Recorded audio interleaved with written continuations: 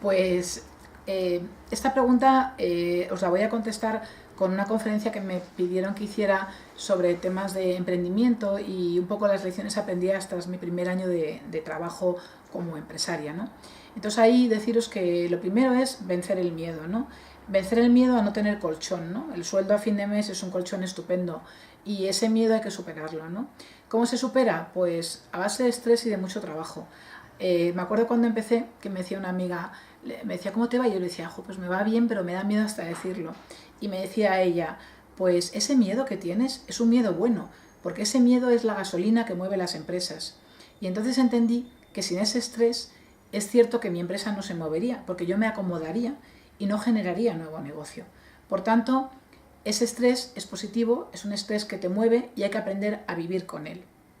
Hay que aprender a vivir con el no hay horas, con el trabajo los fines de semana, pero también hay que aprender que el deporte es importante, que dormir bien es importante, que tener una vida además de la del trabajo es importante. Ese equilibrio es difícil de hacer y hay que ser muy consciente de que uno se puede quemar y de que si te quemas te pones malo y ya no puedes emprender. Por tanto, ¿cómo encontrar ese equilibrio? Pues importante vigilarse a uno mismo, vigilar que no empieces a tener problemas con tu familia, con tus amigos, que la gente ya te huye porque estás de mal humor, muy importante, ¿no?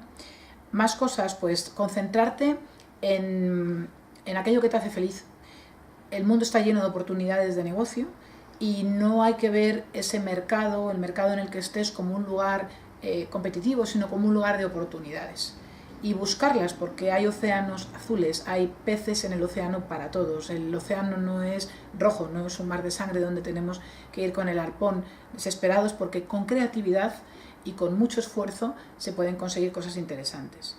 ¿Qué más cosas? Pues tener un plan, porque es importante tener claro hacia dónde se va, y si no tienes un plan, la verdad es que con la cantidad de herramientas, oportunidades, eventos, acciones, ideas que hay hoy en día te puedes perder.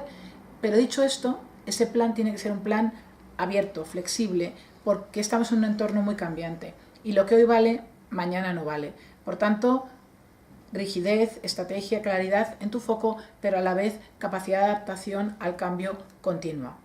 Más cosas, acordarte de que solo no puedes llegar y que necesitas trabajar con otros, colaborar, trabajar en red, si no te estrellarás, porque la vida del empresario individual que empieza con un negocio no es sencilla. Otro tema es si, por ejemplo, prestas servicios, como yo he estado prestando estos años, pues en el tema de servicios a veces es difícil la escalabilidad, es decir, hacer crecer tu negocio, porque es un negocio del que sabes tú, pero otros a lo mejor no saben exactamente, sobre todo si es muy de nicho, no saben lo mismo que tú.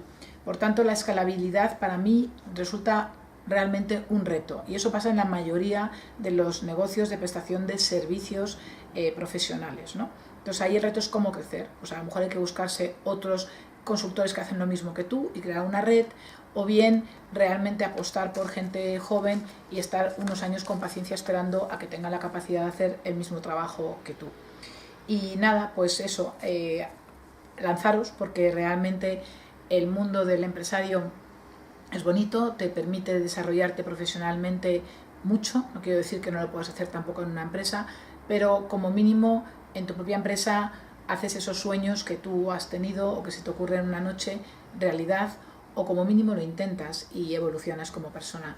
Os deseo mucha suerte como empresarios, emprendedores, y un placer haber pasado este rato con vosotros.